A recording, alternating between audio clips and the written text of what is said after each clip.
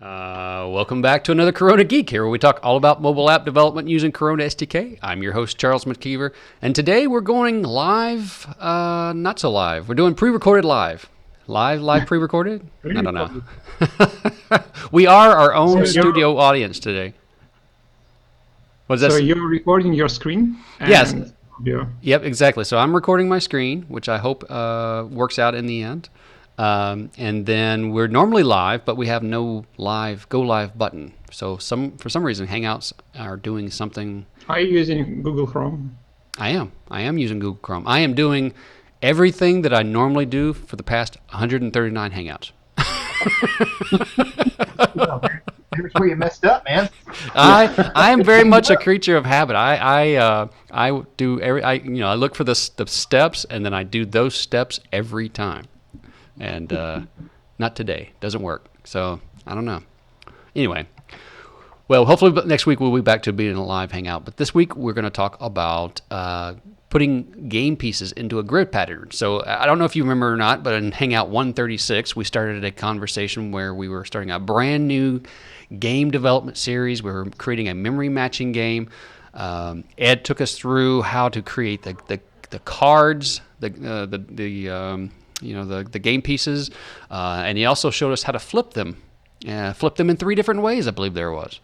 And now we've kind of allowed ourselves to be sidetracked with consulting tips and guest interviews and stuff like that.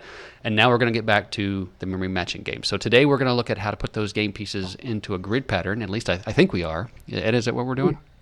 We are. I'm going to actually give a quick overview just to get people back up to speed on where we're at. Okay. All right. So joining us today is Dr. Brian Burton from burtonsmediagroup.com. We've got Ed Marina from roaminggamer.com. Hey, Ed. Also, we have Jason Schroeder from jasonschroeder.com. And then we have Sergey Lerg from spiralcodestudio.com. So excellent panel today. Now, Jason, you know what? I think having all your stuff under your own name is an excellent idea. What do you think? You feel like having your name as your brand is a good idea? I guess it depends. I mean, for me, I've only released one app on my own, and I do some client stuff thus far. I think, I've got my sort of catchy name that maybe someday, if things take off, I'll get an LLC and move forward with it. But for now, I'm sort of operating as a sole proprietor. I guess a DBA, but I haven't even, frankly, taken it to that point from a register with the state standpoint. Yeah. But I had jasonschroeder.com for years before I even got into Corona and app development at all. So I just sort of ran with it, and then I don't know. It's been a few years now, so I guess so. That's an interesting factoid. I don't know if most people know it. At least it's true here in Texas. I'm not sure about every state, but if you're using your name, then you don't have to do a DBA, because a DBA is sort of this abstraction of my business name you can track it back to that individual person who's responsible for it. And if you use your name, then you don't have that issue. So therefore, a DBA is not usually necessary. But there's all kind of legal protections and all reasons why you might want to abstract that out and have something else. So I just thought I'd ask, see what your opinion was on it. I don't know that I've taken too much time. I don't know that it was that conscious of a decision, if I'm being honest. Expediency, huh? Expediency was the...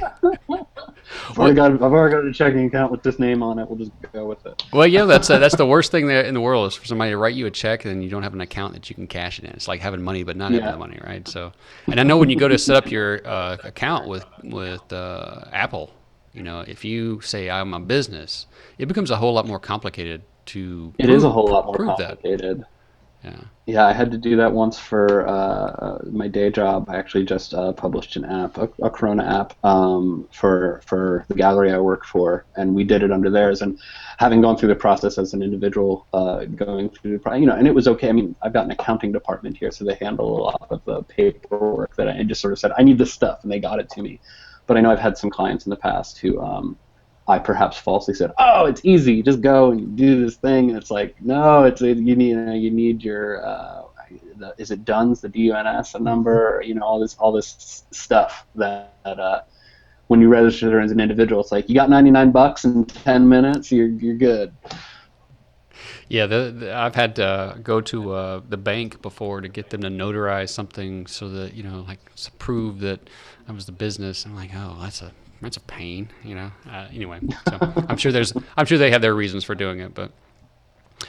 All right, well, let's talk about what you need to know, which is on Corona Geek 138. We talked about app development and consulting tips. That was part 2. We also talked with Daniel Bittencourt and Avi from Digiten. So if you haven't seen their game, Dig Away, it's available on iOS, and it was actually featured by Apple.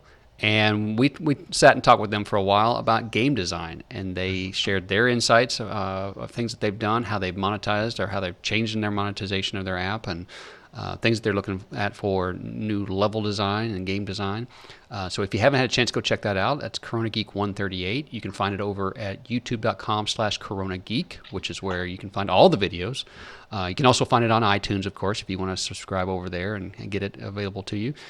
And then in 137, we talked about community questions and developer contractor tips. So we had a lot of great stuff there. And then I want to give out a reminder to everybody that this is the last week that you can play Bounce. So we're playing Bounce by Ketchup. It's available on iOS and Android. And what you need to do if you want to participate is you need to play for high score, take a screenshot or picture or whatever of your screen, go over to facebook.com/CoronaGeek, and then share that image, that high score image on the wall. And then next Monday, we're going to announce the winner. So the winner's going to get a $50 gift card, and that's all you have to do to participate. It's really very simple. What's the high score now? The last 20. I was on track to win it, and somebody bumped me over the weekend. What's the high score now? 20. 20. 20. There you go. So 20 is the number to beat, which is a fairly substantial number. I mean, it doesn't sound very high, but the game is challenging. That's the word we'll use. It's definitely challenging. Does anybody on the panel have any announcements or anything that they want to talk about? Ed's shaking his head. No? Well, I wanted to. Really should mention the whole Apple Watch launch this week. That is kind of significant. Somebody on our panel has one, I think. Somebody. They keep taking pictures of it. Yeah, there you go. There it is. I tell you what, it's a lot harder to show somebody the Apple Watch than you might think. My wife, I was showing her, that in your contact list it shows your pictures of your friends and all that stuff like that. And so I brought up her picture. And I said, look, you're on my watch. And when I would show it to her, whenever I would move the watch away from me, it's so optimized for battery life that it goes to sleep. And the screen goes blank. So every time I would show it to her, she was like, it's not there. I'm like, what? Oh, look. And then I would look at it. And oh, there it is. And then I'd show it back to her, and then she's like, no, it's gone. I'm like, oh. So when Apple says this is their most personal device, it's very true. I mean, it's very. I believe that. I believe that intensely. So the other aspect of it is when you take it off, it knows that it's not connected to you anymore. And then when you try to access anything on it again, it asks you for your PIN.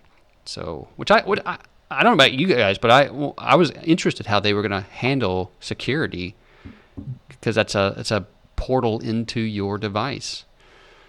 And I think they've done a fairly decent job of it. But did anybody here get one or order one? Stay up till 2 or 3 in the morning and order one? I would have to have an iPhone first. Oh, right. I can catch up by more than one device now. So. You have infrastructure issues. Yeah. Ed, you don't even keep an iPhone for testing purposes, like an old one that you bought on eBay or somebody gave you or something? No, I don't. I've got an iPad, I've got an iPod, and then I have people. People with devices. Yes, people. Tell me more about these people that you speak of. I like to think of them as test slaves, but don't tell them. I had to look up that domain. Actually, we didn't talk about that last week, but having devices is a huge problem for when you're doing contracting. I always run into this issue with my clients. Is they're like, well, you don't have a phone? That's right, I don't have these 15 other devices either, but